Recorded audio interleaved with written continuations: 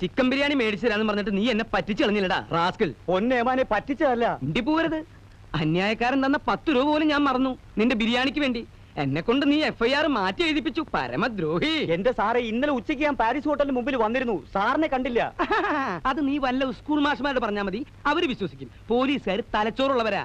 ഉച്ചക്ക് 12 മണി മുതൽ ഉച്ച തിരിഞ്ഞ് 3 മണി വരെ ഞാൻ പാരീസ് ഹോട്ടലിന് മുമ്പിൽ കാത്തുന്നതാ. തീ പാറണ വെയിലത്ത്. പറയുമ്പോ എനിക്ക് വേദനയുണ്ടടാ. ദേ, ഇന്ന് പ്രായശ്ചിത്തം ചെയ്യാതെ നിന്നെ ഇവിടുന്ന് വിടുന്ന പ്രശ്നമില്ല. ഇന്ന് എനിക്ക് ബിരിയാണി മാത്രം പോരാ, വീട്ടിലേക്ക് ഒരു പാർസൽ വേണം. നടക്കണ പാരീസിലേക്ക്.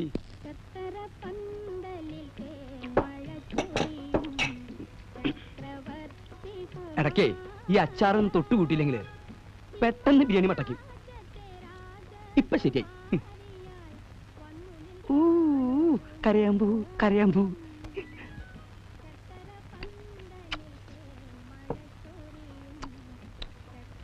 കോഴിയുടെ വേവ് ഇത്തിരി കൂടിയോ എന്ന് എനിക്കൊരു സംശയം. ഉമ്മറേ, പാഴ്സൽ റെഡിയായോ? സാറേ, എടുത്തോണ്ടിരിക്കുക.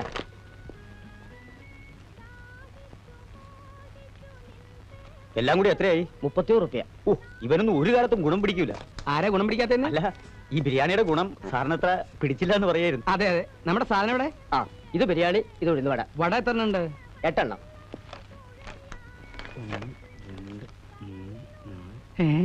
ഇല്ലേ സാറേ? എന്റെ ഭഗവാനെ, എന്തു പറ്റി സാർ? 41ാം ചരമദിനം. മോഹൻദാസ് ശ്രീദേവി. സ്നേഹസ്മരണകളോടെ മീര, മായ, മനു, മഞ്ജു. എന്താണ് ഈ കേൾക്കണത്?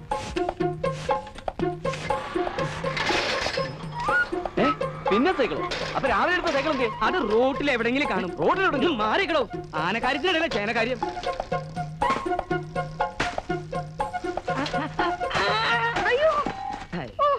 മനുഷ്യനെ സൈക്കിൾ എടുത്ത് കൊല്ലാൻ നോക്കുവാന്നോ? സൈക്കിൾ അല്ല, പാറ്റൻ ടാങ്ക് വന്നിടിച്ചാലും നീ ചാവില്ല ശാന്തേ. ദേ ഇത് കണ്ട, എന്റെ പെങ്ങള് ശ്രീദേവിയും ഭർത്താവും മോഹൻദാസും ചരമം പറഞ്ഞുന്ന്. പത്രം വായിക്കാത്തതിന്റെ ദൂഷ്യം എനിക്ക് ഇപ്പോഴാ മനസ്സിലായത്. ചാവടി യന്ത്രം കഴിഞ്ഞിട്ട് ദിവസങ്ങൾ ഒരുപാടായി. നോക്കട്ടെ. ഇതെങ്ങനെ സംഭവിച്ചു? രണ്ടുപേരും ഒന്നിച്ച് ചത്തോ? വല്ലവരും തല്ലിക്കൊന്നതാവും, അല്ലെങ്കിൽ വല്ല വിഷം കഴിച്ചതോ കെട്ടിയാന്നേ അതോ ആവും. എനിക്കിതൊന്നും അറിയാൻ പാടില്ല എന്റെ ശാന്തേ. നമ്മളെപ്പോലെ ആത്മഹത്യ ചെയ്യേണ്ട കാര്യമൊന്നും അവർക്കില്ലല്ലോ. പട്ടിണിയുണ്ടോ, പണക്കുറവുണ്ടോ? കൊച്ചിയിൽ ഇഷ്ടം പോലെ കെട്ടിടങ്ങള്, ലോകം മുഴുവൻ ചെമ്മീൻ കയറ്റിയാക്കാനുള്ള ഫാക്ടറി, പിന്നെ എസ്റ്റേറ്റ്, ഫിഷിംഗ് ബോട്ട്. എന്റെ പേടി ഇപ്പൊ അതൊന്നുമല്ല. ഈ സ്വത്തുക്കൾ മുഴുവൻ ആര് നോക്കി നടത്തുന്ന? അയ്യടാ, ഇപ്പൊ വായി വെള്ളം ഊർന്നുണ്ടോ? ഇതൊക്കെ നേരത്തെ ആലോചിക്കണമായിരുന്നു. ആ ദരിദ്രവാസി ഇത്രയും വലിയ പണക്കാരനാവുന്ന ആരെങ്കിലും അറിഞ്ഞു എന്റെ ശാന്തേ?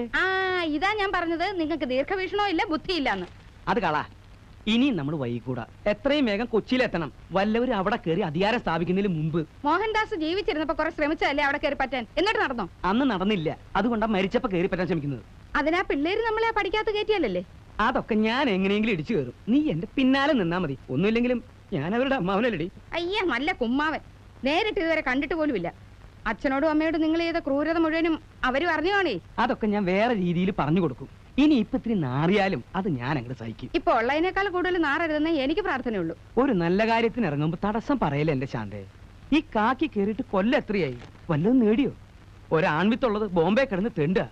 ഒരു മോളുള്ളത് അമ്മായിയമ്മയുടെ ആട്ടും തൂപ്പും കേട്ട് നരയിക്കുക. എന്താണ് അമ്മായിമ്മയ്ക്ക് കുഴപ്പം? ഭാര്യ വീടിന്റെ തിണ്ണ നിരങ്ങുന്ന നീ എന്നെ തെറി വിളിക്കുക?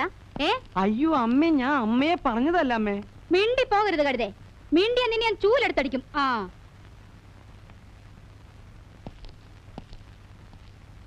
അതെ, 4 കുട്ടികളാണ്. ഒന്നിനും ശരിക്കുള്ള വകതിരിവായിട്ടില്ല. കാർ ആക്സിഡന്റ് ആയിരുന്നു. 30 അടി താഴ്ചയിലേക്ക് കാറ് മറിഞ്ഞു. ഇളയ കുട്ടി മാത്രമേ കൂടുണ്ടായിരുന്നുള്ളൂ. അവൾ അത്ഭുതകരമായി രക്ഷപ്പെട്ടു. പക്ഷേ ആ കുട്ടിക്ക് ഇപ്പൊ സംസാരിക്കാൻ പറ്റില്ല. ഷോക്ക് ഉണ്ടായിരിക്കാം. ആലോചിച്ചാ ഭയങ്കര കഷ്ട. അങ്ങനെ ബന്ധുക്കളായിട്ട് മോഹൻദാസിന് ആരുമില്ല. ഉള്ളവരുമായിട്ട് വലിയ അടുപ്പമില്ല. അറിയാലോ, he was A self made മാൻ. കോടതിയിൽ പെറ്റീഷൻ കൊടുത്താൽ മൂത്ത പെൺകുട്ടിയെ ഗാർഡിയനാക്കിയിരിക്കുക. അതെ, അവളെ ആദ്യം മുതൽ ഇനി എല്ലാം പഠിപ്പിച്ചു തുടങ്ങണം. കോളേജിൽ പഠിച്ചുകൊണ്ടിരിക്കുന്ന കുട്ടിക്ക് എന്തോന്ന് എക്സ്പോർട്ട്, എന്തോന്ന് ചെമ്മീൻ കമ്പനി. പിന്നെ വിളിക്കാം. ആ പുതിയ MD ഇന്ന് ചാർജ് എടുക്കുന്ന ദിവസമാ. അതെ, ആ സംഭവത്തിന് ശേഷം ആ കുട്ടി ഇന്ന് ആദ്യമായിട്ടാ ഈ കമ്പനി വരുന്നത്.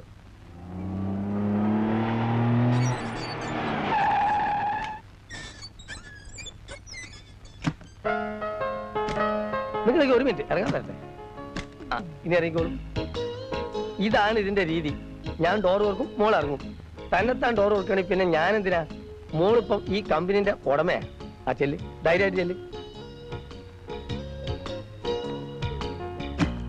പ്രശ്നങ്ങൾ പറയാൻ തുടങ്ങിയ ഒത്തിരിയുണ്ട്. മാൽപേയിൽ കാച്ച് വളരെ മോശമാണ്. And we have only 15 days left for the shipment. പണ്ടത്തെ പോലെ ക്രെഡിറ്റ് കിട്ടുന്നില്ല എന്നുള്ളതാണ് വേറൊരു പ്രശ്നം. മീര, നമുക്കുണ്ടായ ട്രാജഡിക്ക് ശേഷം മൊത്തം കാര്യങ്ങൾ കുഴഞ്ഞു മറിഞ്ഞു. പഴയ സ്ഥിതിയിലാവാൻ നമ്മളെല്ലാവരും ചേർന്ന് വലിയൊരു എഫർട്ട് നടത്തേണ്ടിയിരിക്കുന്നു. കോളേജിൽ പോകണമെന്നറിയാം, പക്ഷേ ഡാഡിയുടെ സ്വപ്നമായിരുന്നു ഈ ഫാക്ടറി എന്നുള്ളത് മീരയ്ക്ക് അറിയാലോ. അങ്കിൾ പറഞ്ഞോളൂ, ഞാൻ എന്തൊക്കെയാ ചെയ്യേണ്ടത്? വളരെ ഡീറ്റെയിൽഡ് ആയിട്ട് ഇവിടുത്തെ എല്ലാ കാര്യങ്ങളും മനസ്സിലാക്കുക എന്നുള്ളതാണ് ആദ്യം ചെയ്യേണ്ടത്. ഒരുപാട് പേപ്പേഴ്സ് ഒക്കെ സൈൻ ചെയ്യാൻ കാണുമായിരിക്കും അല്ലേ? മനു പറഞ്ഞു.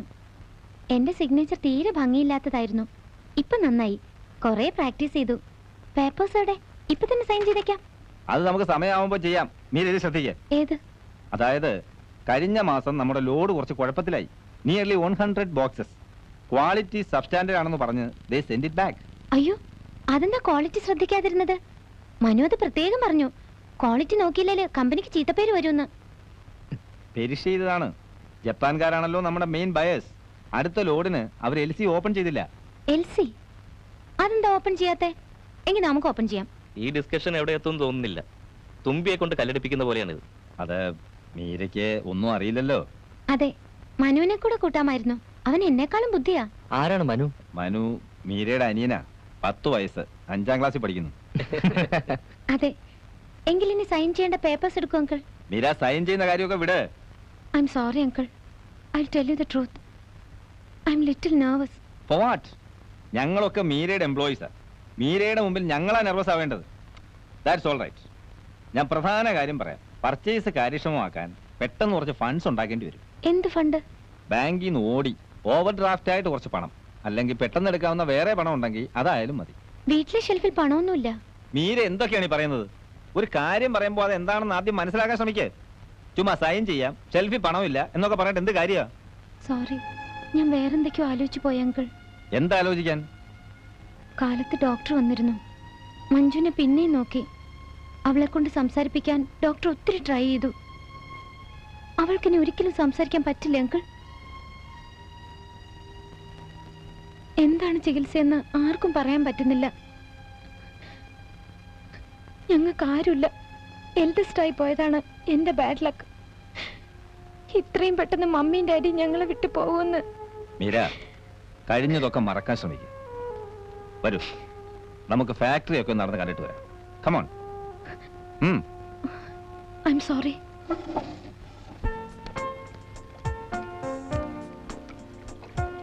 ഇതാണ് ക്ലീനിങ് ആൻഡ് സോർട്ടിംഗ് സെക്ഷൻ. ഇവിടെ 160ഓളം ലേബറേഴ്സ് ഉണ്ട്. 160 പേരെയൊന്നും കാണാനില്ലല്ലോ. 3 ഷിഫ്റ്റാ. ഓ, അപ്പൊ 24 hours ജോലി നടക്കൂ? ആ, മിക്കവാറും. ഇതാണ് പാക്കിംഗ് സെക്ഷൻ.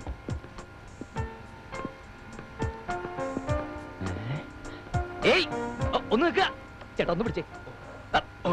നിക്കണ്ട, പോരെ, അവര് കുഴപ്പക്കാരാ. കുഴപ്പക്കാരോ? ഒന്ന് നിൽക്കാൻ. അയ്യേ, നിൽക്കാൻ പറഞ്ഞപ്പോ കിടന്ന് ഓടുക. പഴയ MDയുടെ മകള് പുതിയ MD ആയിട്ട് ചാർജ് എടുക്കുന്നെന്ന് കേൾക്കാൻ തുടങ്ങിയിട്ട് നാള് പറയായേ. മീര ഇങ്ങോട്ട് വന്ന് കയറിയതേ ഉള്ളൂ. നിങ്ങൾ പോയി ജോലി ചെയ്യേ, പിന്നെ സംസാരിക്കാം. വേണ്ട, ഇപ്പൊ തന്നെ സംസാരിക്കാം. മൈ ഡിയർ MD, നിർഭാഗ്യവന്മാരായ 5 ലേബേഴ്സാണ് ഞങ്ങള്. പഴയ MD ഞങ്ങളെ സ്ഥിരപ്പെടുത്താന്ന് വാക്ക് തന്നിരുന്നത്. ഞങ്ങൾക്ക് ബോണസ് ഇല്ല, പ്രോഡ ഫണ്ട് ഇല്ല, ഗ്രാറ്റുവിറ്റി ഇല്ല, ഇൻക്രിമെന്റിൽ ഒരു മണ്ണാങ്കട്ട ഇല്ലെന്നേ. എന്നാൽ മറ്റുള്ളവരെ പോലെ ഞങ്ങൾ ജോലി ചെയ്യുന്നുണ്ട്. ഈ പറഞ്ഞ ആനുകൂല്യങ്ങളൊന്നും ഞങ്ങൾക്ക് കിട്ടുന്നില്ല എന്ന് മാത്രമല്ല, ഞങ്ങളുടെ ജോബ് സെക്യൂരിറ്റി വെറും 0%. ഇൻക്ലാബ് സിന്ദാബാദ്. നിർത്തോ, സംസാരിക്കുന്നിടല്ലേ തന്റെ ഇൻകുലാബ് വിളി. ഇൻകുലാബിന് നേരം കാലം നോക്കാണ്ടോ? വിപ്ലവം എപ്പോഴായാലും വിപ്ലവം തന്നെ. ശരി, തൽക്കാലം നിർത്ത്. അപ്പൊ പുതിയ MDയുടെ അച്ഛൻ പഴയ MDയുടെ വാക്ക് പാലിക്കാൻ പുതിയ MD തയ്യാറാവണം. ഇപ്പൊ തന്നെ, ഈ നിമിഷം തന്നെ ഞങ്ങളെ സ്ഥിരപ്പെടുത്തണം. നിർത്തോ. തനിക്ക് കുറച്ചെങ്കിലും കോമൺ സെൻസ് ഉണ്ടോ? 1-2 മുദ്രാവാക്യങ്ങൾ കാണാപ്പാടം പഠിച്ചെന്ന് വെച്ച് അത് എല്ലായിടത്തും കയറി അലർന്നത് ശരിയല്ല. ഡാഡി ഇങ്ങനെ പറഞ്ഞിട്ടുണ്ടെങ്കിൽ നമുക്കത് പിന്നീട് ഡിസ്കസ് ചെയ്യാം. കമോൺ. എന്റെ പൊന്ന് മാനേജർ സാറേ, ദയവ് ചെയ്ത് ഞങ്ങളുടെ ഭാവി താങ്കൾ പാര വെച്ച് നശിപ്പിക്കരുത്. അങ്കിൾ, ഡാഡി പറഞ്ഞതല്ലേ, ഇവരെല്ലാരും ഇന്ന് തന്നെ സ്ഥിരപ്പെടുത്താം. അങ്ങനെ ചെയ്യാം. പക്ഷെ എല്ലാരും നന്നായി ജോലി ചെയ്യണം. ഓ ഏറ്റു. പുതിയ എംഡി നീണാൾ വാഴട്ടെ. പുതിയ എംഡി നീണാൾ വാഴട്ടെ. പുതിയ എംഡി നമ്മുടെ എംഡി. പുതിയ എംഡി നമ്മുടെ എംഡി. എന്താ മീര ഇതൊക്കെ? എംഡി നമ്മുടെ എംഡി. ഇത്ര ഇമ്പോർട്ടന്റ് ആയിട്ടുള്ള കാര്യത്തിന് ഇങ്ങനെയാണോ ഡിസിഷൻ എടുക്കേണ്ടത്? തൊഴിലാളി എന്ന് പറഞ്ഞാൽ തീക്കൊള്ളിയാ. തീക്കൊള്ളി കൊണ്ട് തലയുറിയാൻ പാടില്ല എന്ന് കേട്ടിട്ട് വാക്ക് കൊടുത്തെന്ന്. എവിടെ വാക്ക് കൊടുത്തു? നുണയല്ലേ? ഇവനെയൊക്കെ സ്ഥിരപ്പെടുത്തിയാൽ അടുത്ത നിമിഷം ഫാക്ടറിയുടെ ഗേറ്റിന് മുന്നിൽ കൊടി പൊങ്ങും. മാത്രമല്ല, ഇപ്പൊ തന്നെ ഇവിടെ ലേബറേഴ്സിന്റെ എണ്ണം വളരെ കൂടുതലാ. അതൊക്കെ പോട്ടെ, ഡിസിഷൻ എടുക്കുന്നതിന് മുമ്പ് എന്നോടൊരു വാക്ക് ചോദിച്ചു. Sorry uncle. അങ്ങനെയാണെങ്കിൽ അവരെ സ്ഥിരപ്പെടുത്തണ്ട. അവൻ പറഞ്ഞത് കേട്ടില്ലേ? ഞാൻ അവന്റെ ഭാവിക്ക് പാര വെക്കുകയാണെന്ന്. ഇനിയിപ്പോ ഡിസിഷൻ മാറ്റിയാൽ അവർ എന്റെ തലയെ കാണാൻ വരും. എങ്കിൽ സ്ഥിരപ്പെടുത്താം uncle. Oh Meera, you please use your common sense, your brain. I'm very sorry uncle.